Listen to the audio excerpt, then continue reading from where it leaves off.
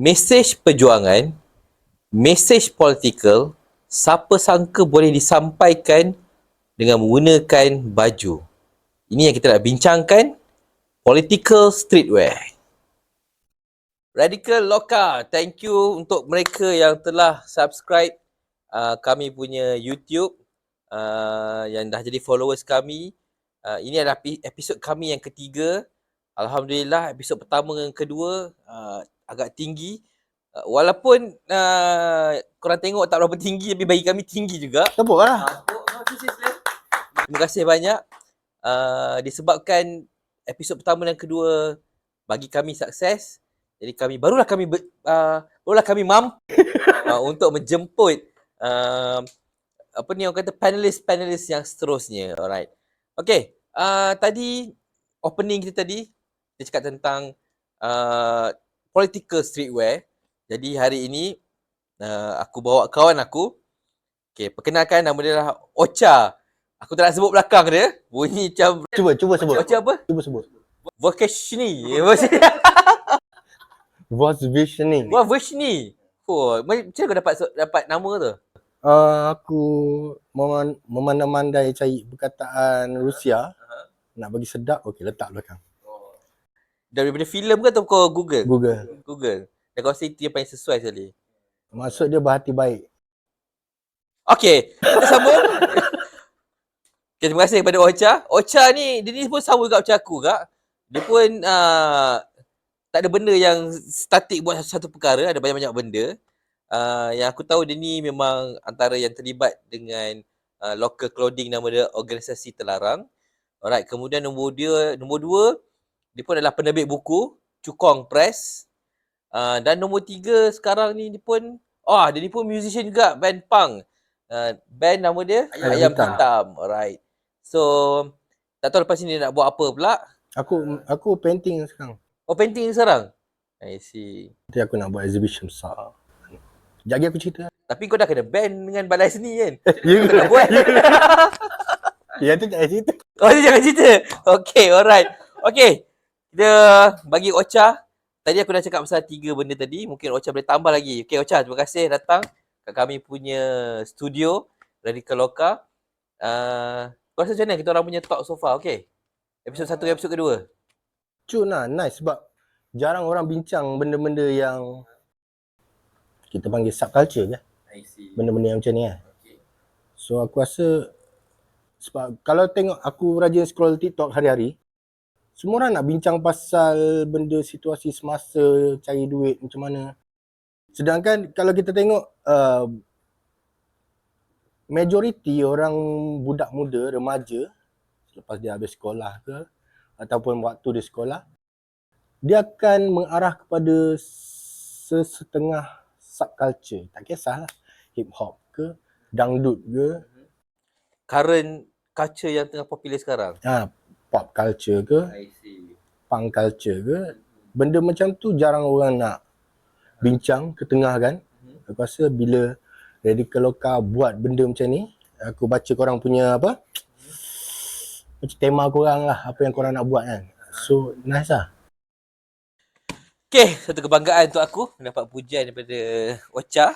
Alright, Ocha ni bukannya senang nak puji orang, dia bantai orang. Sebab dalam kamera ni. Oh, automatic. Dia macam okey lah, lepaskan lah, bagi je lah. Okay Ocha, dalam 3 benda yang aku cakap tadi, mana satu yang kau mulakan dulu? Muzik ke, local clothing ke ataupun buku? Aku start daripada awal lah, sejarah. Aku start sebenarnya daripada aktivism politikal lah. Jadi aku banyak involved dalam politikal. Sampai ke satu masa aku rasa macam orang lain aku tak tahulah, tapi sekeliling aku, kawan-kawan aku, kita orang ni macam tak ada arah tuju. Sebab kita bukan political parti politik ke apa kan. Kita ada political stand kita, leftist kita. So 2014 aku dengan 2 orang kawan, Apple dengan Chan nama dia, kita orang buka satu space art, tapi space art yang political lah. Kita space art tu nama dia Rumah Bayang. Rumah bayang ni kita start tanpa ada gambaran masa depan. Plus lah buat. Kita nak pergi mana ni? Kita nak buat banner kat mana? Kita nak buat art kita dekat mana? Tak ada space. Jadi jom kita sewa satu rumah, kita letak satu nama, kita buat. Lepas tu aku fikir macam, takkanlah aku nak kena kerja, labur duit kat sini. Kerja, labur duit kat sini. Kena fikir satu planning untuk sustain. Tak fikir lagi cari duit pun time tu. Masih kerja. So untuk sustain, aku start dengan Cukompras. I see. Penerbitan buku lah. Waktu tu kita start dengan Zin. Sebab waktu tu awal 2015 Januari, Nami Kop Nobler dia masuk Rumah Bayang. Jadi kita duduk sekali dan aku, Nami, Apple ni tubuhkan Cukompras. Jadi fokus kita adalah Anako punya bahan bacaan. Kita start dengan Zin tapi masih konsep sebab waktu tu 2015 kan tengah top indie punya. Waktu tu 2015 lah. Januari kan. Yes. Indie punya scene ni Sampai kedai buku pun nak indie punya buku. novel Cepen. Jadi kita start dengan yang tu lah. Kita start dengan Cepen, Zin Cepen. Bermula dengan modal RM60 dan itulah permulaan Cukompras sampai hari ni. Dalam perjalanan tu tahun 2015 juga dekat hujung tahun, tapi waktu tu sebelum dalam perjalanan Cukompras tu aku dah main dengan baju. Tapi tak ada nama brand apa lagi. So kawan kita orang yang dekat Kuantan, Butan dengan Din, diorang run satu lagi kolektif, Organisasi Telarang. Daripada Organisasi Telarang ni dia jadi brand yang orang kenal. Organisasi Telarang dia tukar nama pada OTNCO dan hari ni PSO. I see. So sekarang ni OTNCO ni bergabung dengan itu brand yang lagi satu. Selepas tu 2020 aku sendiri sebenarnya aku involve juga dalam OTNCO. Tapi bukanlah orang utama. Kita kolektif yang besar Rumah Bayang ni. Kita saling berkongsi.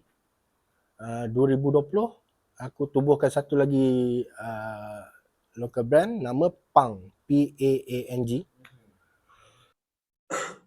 So Pang ni masih political, cuma kita bukan main grafik.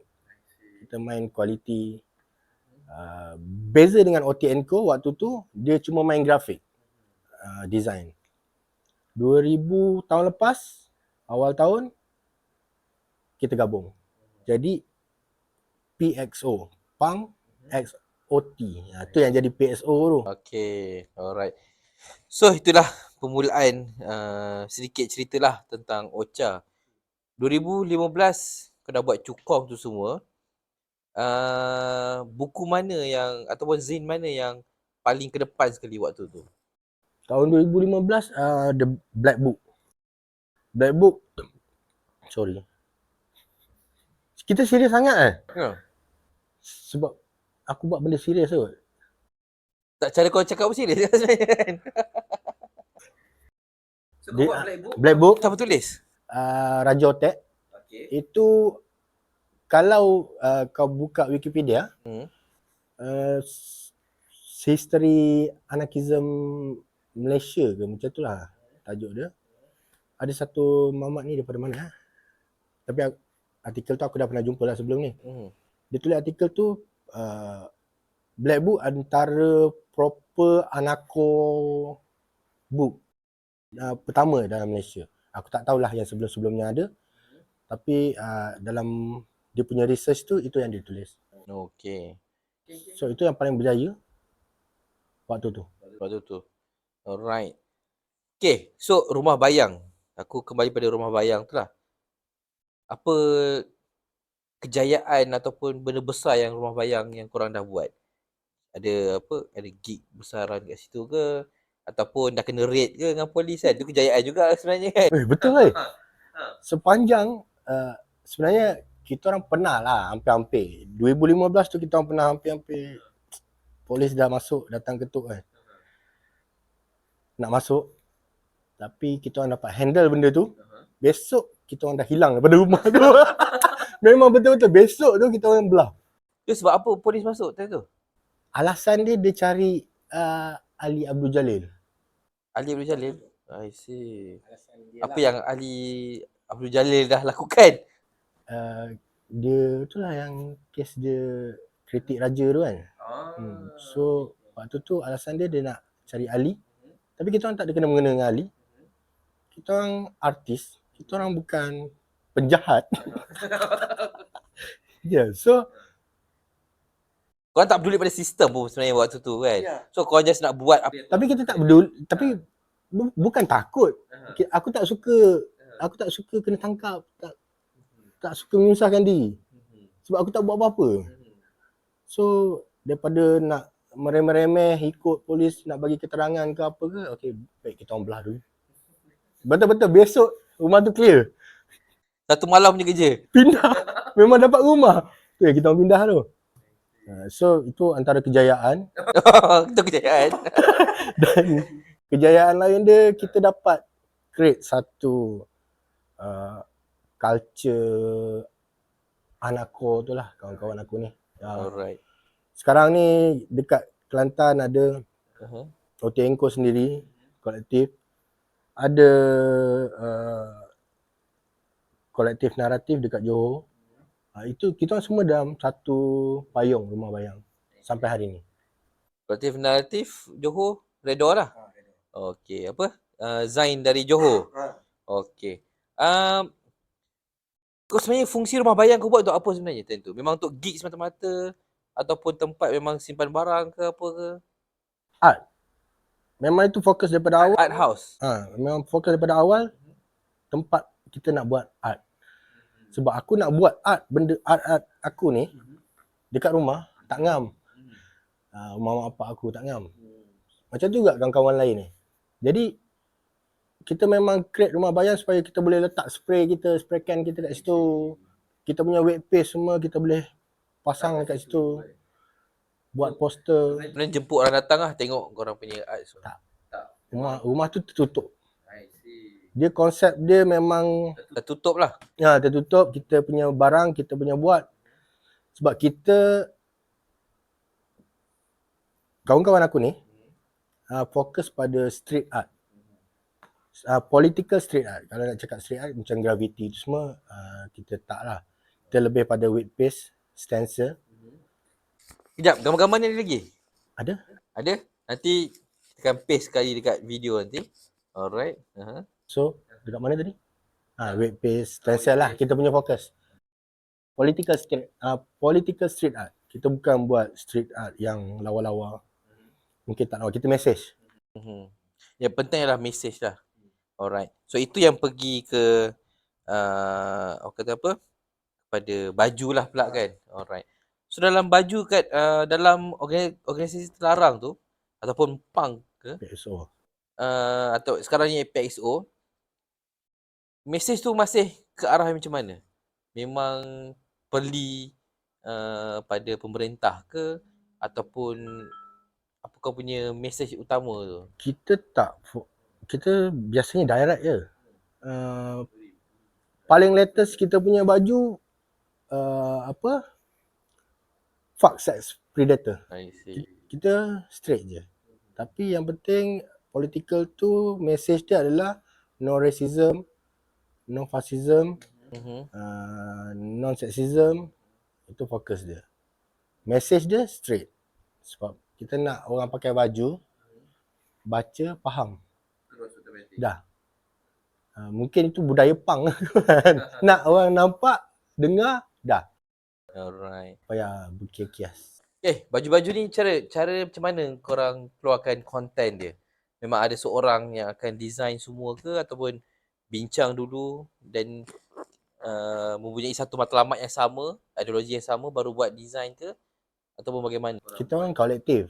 Bila kolektif ni kita akan bincang plan-plan tahunan biasanya. Macam awal tahun kita dah bincang. apa yang kita akan buat dalam tahun tu, design yang macam mana, rupa yang macam mana. Contohnya macam kita akan ada satu yearly punya edition Malay Occult. Benda tu kena keluar, tapi nak keluar bulan berapa? Kita dah plan dah. Design macam mana? Kadang-kadang tu dalam proses kita dah fokus dekat plan, tiba-tiba datang idea.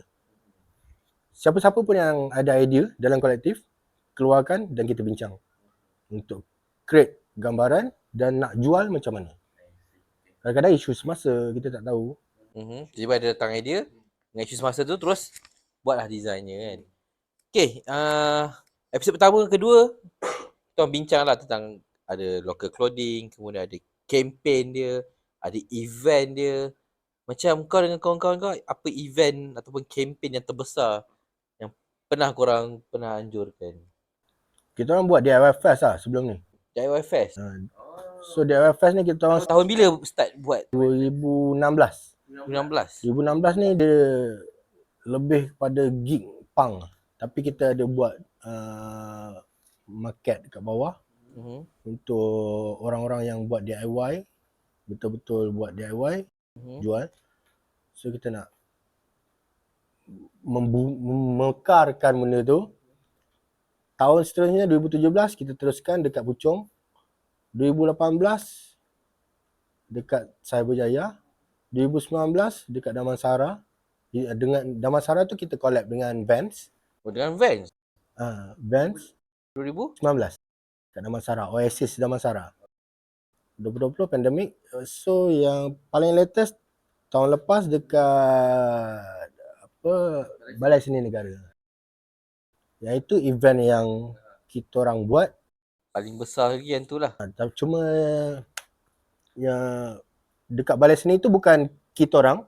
Itu collab dengan Balai Seni. Balai Seni pun terlibat sama buat benda ni. Yang pertama kat mana tadi? Tahun 2016? Kat Kuantan. Kat Kuantan? Oh, first buat dekat luar Lembah Kelang? Kita sebenarnya tak fokus pun dekat mana kita nak buat. Dekat mana yang kita boleh, nama pun DIY Fest.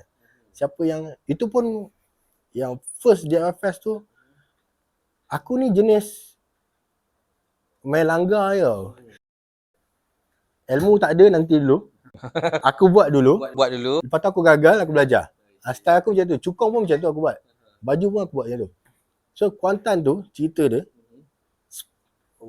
gig ni, kita orang sewa drum je. Lepas tu kau expect band lain bawa gitar sendiri? Pinjam kawan-kawan punya. Lepas tu apa, M rumah ni kecil-kecil, bawa. Letak. Main. Lepas tu memang semua orang komplain lah. Ini dah macam sauna lah. Dengan aircon tak ada, apa tak ada. Kuantan kat mana kau buat? Bukit Berut. Itu time tu OTNCO tu, organisasi terlarang tu ada space lah. Dekat satu atas. Dekat Bukit Berut. Jangan ngantuk lah. Ini bukan main langgar, ni lain cerita. Aku cerita macam apa nanti kan. Alright. Okay, so bila kau dah buat DIY Fest, yang pertama. Yang kedua kau buat dekat? Puchong. Yang macam tu macam mana pula? Puchong. Sound system dah okay sikit lah? Tu dah pandai sikit lah. Puchong tu ada bantuan kawan-kawan lah. Ini memang bantuan kawan-kawan. Kawan ni bagi tempat, kawan ni bagi panggil band, kawan ni kolektif lah. 2018 saya berjaya dengan apa tu? Adalah collab dengan event sana. Event lain. 2019 collab dengan Vans. So yang ni semua ada dapat dana mana-mana? Vans je. Vans pada bagi dana. Yang balai Collab je. Balai Seni sikit. Balai Seni pun bagi dana. Dia bukan bagi dana lah. Dia yang uruskan semua tempat. Kita menjalankan je. Okay, alright. Balai Seni tentu aku pun ada terlibat juga tu. Bagi talk juga. Dengan Su. Okay. Rumah Bayang kita dah cover. Aku rasa aku tak pergi kat kau yang paling besar sekali, Cukong. Aku rasa kau dengan Cukong adalah yang paling boleh katakan kau menghabiskan masa, duit dan tenaga lebih daripada Cukong. Betul? Betul. Betul? Yang paling sentimental lah. Adalah Cukong Press. So dengan Cukup Press ni, buku mana kau yang paling ultimate, paling power lah yang kau pernah terbitkan? Black Book lah. Black Book yang tadi tu aku cakap. So maksudnya yang pertama adalah yang paling power terus. Hmm. I see. Dan kenapa kau tak sambung terus Black Book tu? Penulis je nak menghilangkan diri. Jadi kita tak boleh buat apa lah. Dia punya right lah kat situ. Okay, faham. Menghormati. Aku bukan, kita bukan publisher yang pegang right. Macam tu. Kita anako kan. Jadi kau nak ambil, kau ambil. Keluar masuk sekali lah. Kita tolong je untuk jualkan. Kalau kau rasa kau boleh jual sendiri, jual lah sendiri. Macam tu. Bukan macam Rabak Lead lah kan? Mahal over. Tak tahu. Aku tak cakap. Okay, masa apa dengan Cukong, Black Book adalah yang paling powerful. Akan teruskan Cukong sekarang ataupun tak, kau akan fokus pada PXO? Aku rasa aku rehat dulu lah. Cukong. Dia Cukong. Apa pendapat kau tentang industri buku sebenarnya? Okey, ngam. Lagi-lagi Rabak Lead, rajin sekarang lah. Jadi aku rasa memang ngam lah. Cuma kalau nak setiap kali nak cakap pasal Cukong ni, aku malas nak down dah. Aku nak jalan je apa yang aku boleh jalan sekarang. Tapi aku hold dulu lah. Sebab daripada dulu masalah Cukong Press ni penulis. Kita tak ada mungkin aku yang cerewet sangat kot kan. Orang kalau tulis pasal budak, tulis pasal politik, dia akan tulis pasal politik yang popular semasa waktu mainstream ni, yang surface ni. Kita nak cakap pasal ideologi ni kurang. Kalau ada pun ideologi, mungkin terlalu berat. Itu bukan fokus Cukong Press daripada dulu. Ada orang kata, kenapa kau tak ubah Cukong Press jadi yang lebih terbuka kan? Bukan itulah tujuan dia. Aku nak jawapan lebih tepat sebenarnya lebih pop lah sebenarnya. Politik yang lebih popular. Aku rasa bagi orang lain buat lah. So aku akan stick dengan Cukong Press yang asal tu. Punya pegangan dan fahaman kau tu. Sehingga sampai satu waktu ada penulis yang sesuai. Dan dia tak perlu kot jadi main income aku secara personal untuk sekarang. Alright. Okay, dan kalau kau buat clothing tu, kau ada ikut ke? Dulu-dulu punya local clothing. Macam Pop Malaya, Kuku Besi. Sejujurnya, aku tak kenal pun. Macam aku cakap, aku main langgar je. Aku bukan orang yang mengikuti pergi belajar. Tapi aku kenal lah semua otai-otai local brand dalam Malaysia ni terutamanya. Aku kenal. Tapi aku pun tak berapa berkawan sebab aku ni introvert. Jadi yang aku mulakan adalah apa yang aku minat, aku buat. Lepas tu baru aku kenal orang. Siapa yang aku pandang, itu tujuan soalan kau kan, lebih kurang kan. Sebenarnya dia bermula daripada street art aku tu. Ada dua role model lah. Dia mastermind akulah anggap. Ini grandmaster political street art dalam Malaysia. Red Ram dengan Sesak. Pernah dengar? Pernah dengar? Arwah Sani, Red Ram. Mak Ji, owner Sesak dulu. Jadi aku baik dengan diorang ni. Dan kita orang belajar dengan diorang. Kita orang meneruskan apa yang diorang buat selama ni. Diorang buat street art. Diorang jual design diorang. Itulah yang kita apply sampai hari ni. Ya, siapa yang aku pandang adalah dua ni lah. Dua grandmaster political street art ni. Mereka ni masih aktif ke ataupun dah? Red Ram, Sani dah arwah. Okay. Mak Ji dah slow. Mak Ji memang, aku rasa Mak Ji dah tak buat dah. Sesak. Sebab dulu, kalau dulu, Sesak ni, dia ada satu ni tau. Dia macam ada satu group yang dia panggil Invisible Squad. Invisible Squad ni dia buat, dia kumpul semua budak-budak yang minat street art dalam Malaysia ni. Mak Ji sendiri tak kenal diorang pun tak kenal Mak Ji, tak pernah jumpa contohnya. Okay. Alright. Jadi dia akan pass dia punya artwork, budak-budak ni akan tampal tempat masing-masing. Tampal artwork tu. Artwork Mak Ji ni dia bagi pass kat budak-budak ni print, potong apa semua, tampal tempat masing-masing. Jadi sesak memang on the top lah waktu tu. Itu yang aku rasa terutamanya sesak lah. Dia memang So sesak ni lah kau punya, antara kau punya ikutan untuk guru kau jugalah sebenarnya. tapi diorang fokus pada weight paste lah banyak. Aku bawa weight paste dan stencil. Alright. Dia punya producer kata 5 minit lagi. Baru sekejap, aku banyak lagi benda nak cerita. Okay, kemudian dalam kau punya, okay, ini adalah kita dah cerita pasal pertengahan, permulaan.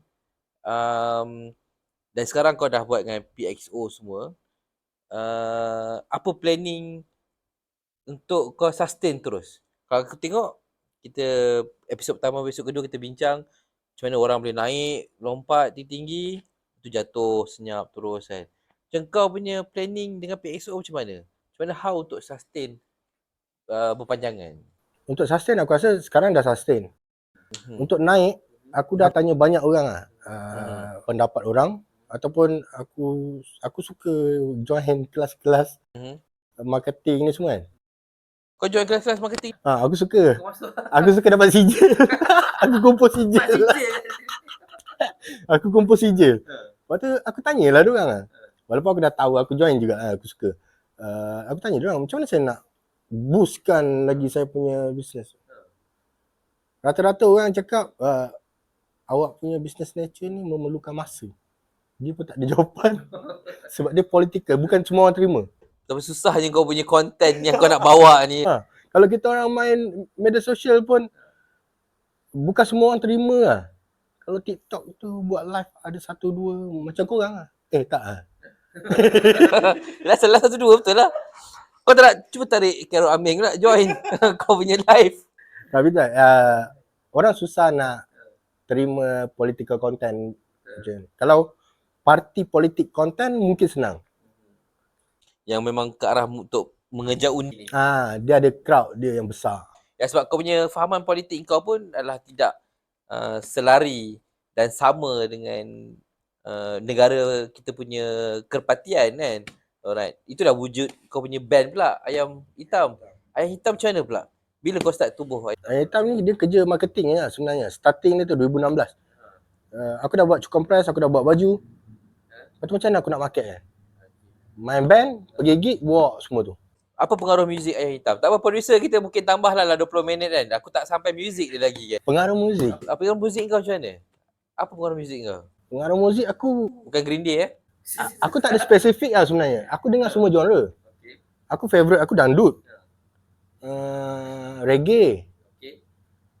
Itu kau keluar buku pasal muzik rock apa? Rock apa kan? Aku heavy metal. Itu aku punya core lah. Apa 3 band yang paling kau look out sekali? 3 band ni memang kalau dengar kat radio je kau memang akan dengar. Kat radio lah, dengar dekat YouTube lah. YouTube lah kan.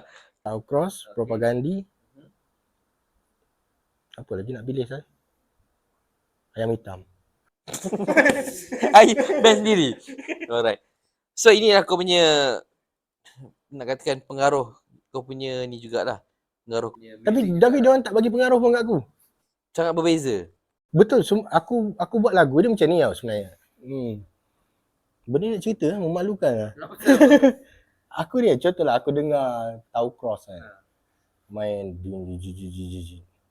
best juga bunyi ni kan. Aku pun ambil gitar. Asal tak jadi lah. Lepas tu aku positifkan nota aku. Sedap juga, aku pandai juga buat lagu. Lepas tu jadi lah ni. Lepas tu aku bagi tahu kawan-kawan aku. Aku ada lagu baru. Jom jamming. Aku tak susun pun semua. Masing-masing pandai-pandai. Semua ada genre masing-masing. By heart sendiri ya. Lepas tu masuk sing. Okey, jadi lagu. Kita orang macam tu. So, maksudnya kau memang tak baca note lah. Aku note pun tak pandai. Memang based on kau punya telinga dengar lah. Aku tahu pegang, tapi aku tak tahu ni kod apa, aku tak tahu. So, Ayam Hitam berapa banyak lagu dah? Ada? Banyak dah boleh buat konsert aku rasa. Kalau aku nak dengar kat mana kau punya ni selain daripada gig-gig lah yang kau perform? Itu lah masalah kita orang ni tak proper. Dengarlah dekat YouTube adalah kot sikit-sikit. Dekat Spotify ada satu. Selama 2 episod ni kita dengar perkataan langgar, distraktif. Aku rasa yang Ocha kita cek ayat baru khas untuk dia. Yang tak, dia bukan langgar lagi dah. Dia buat lepas tu Menyesal. baru nak planning balik semua kan. Aku macam tu lah. Aku memang daripada dulu lah. Semua benda aku buat kan. Wah, aku minat ni. Aku nak buat lah. Aku membuat. Lepas tu kenapa tak jadi macam orang lain lah. Lepas tu aku belajar. Daripada situ aku belajar. Tapi jangan buat benda macam tu. Proses dia lambat lah. Kalau orang lain nak buat, eloknya kaji, baca dulu lah. Kalau orang lain memang dah bunuh diri lah. Aku senang cerita aku ni bodoh lah. Bodoh lah. Aku rasa kau memang jenis ni lah. Memang kata apa, bereksperimen. Kau buat dulu, eksperimen. Kalau gagal, buat lagi sekali. Kalau okey, kita teruskan. Tapi masalahnya mudah down. Kau down juga? Aku terang dengar kau down pun kan. So selepas ada planning untuk ni ke? Untuk rakam album ke apa ke? Album ada. Cuma sekarang masa sebab untuk Ayam Hitam, kita orang dah redha dah kat Johor. Masing-masing dah kerja yang dah kahwin. Jadi nak kena cari masa betul-betul. Tapi kita orang ada plan lah tahun ni untuk keluar album yang proper. Sebelum ni kita orang tak keluar, kita orang keluar EP yang record pakai handphone. Jadi masuk dalam CD. Untuk edit sendiri macam tu je. Ada 2-3 lagu lah kalau masuk studio pun. So tahun ni memang ada betul-betul ada planning untuk masuk studio betul-betul. Plan je. Strategi rancang belum ada. Tak apa, ikut kau punya method. Buat je dulu. Menyesal kemudian hari. Ataupun berjaya kemudian hari. Berjaya luck lah. Berjaya luck lah. Alright. So, aku dah boleh katakan itu kau punya planning future lah. Untuk PXO, event-event yang kau akan join lepas ni kat mana? Ataupun nak dapat kat mana? Kalau PSO memang kita orang fokus online lah. Daripada dulu sampai hari ni kita orang fokus online lah. Cuma lately aku rasa macam apa kata kita keluar juga jumpa orang. Itu hari pun aku pergi Melaka event join. So next time aku nak jugalah kalau ada event-event yang indie ni ke apa kan. Untuk aku. Tak masuk clap hari tu. Itu kan buku. Oh tak ni lah. Tak sesuai lah. Aku rasa lah. So ada kalau sebelum ni pun masalah modal kan macam satu booth 2-3 hari 500 affordable lah, tapi untuk kita orang benda tak affordable pun. Tapi lately kita orang dah stable sikit. Boleh lah.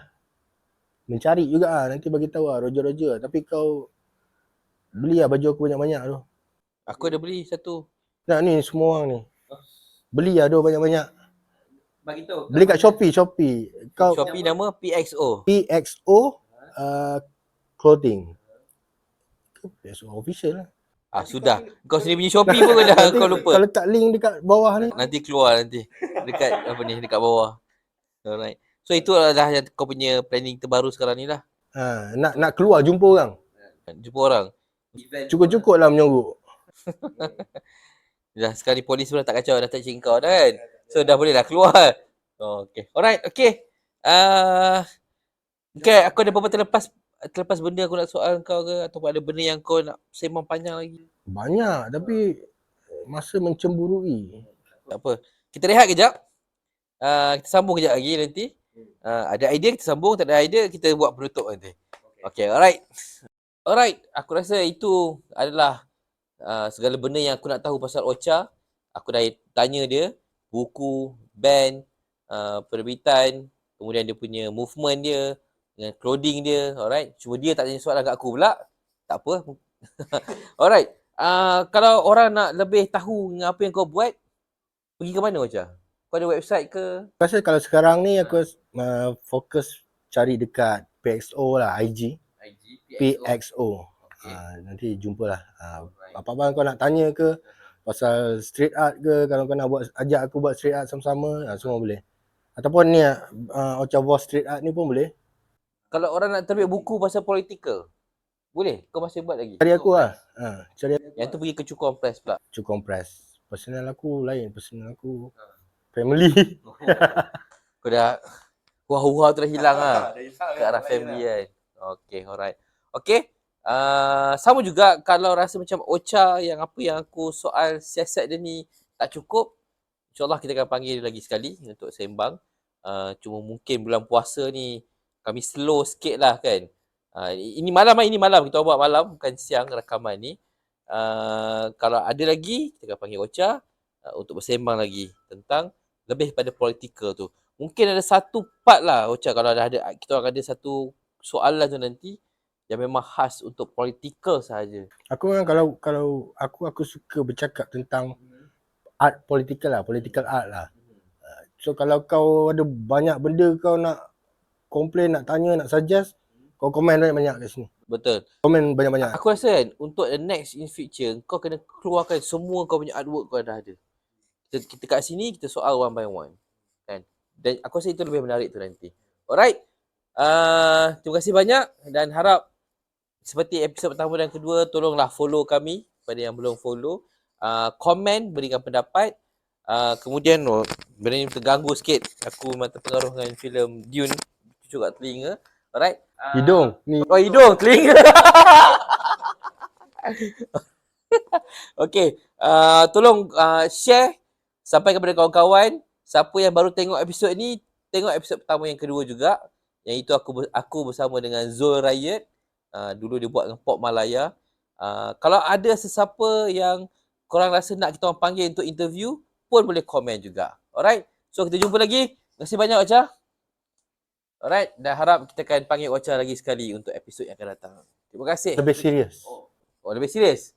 So ini main-main Okay, lebih serius.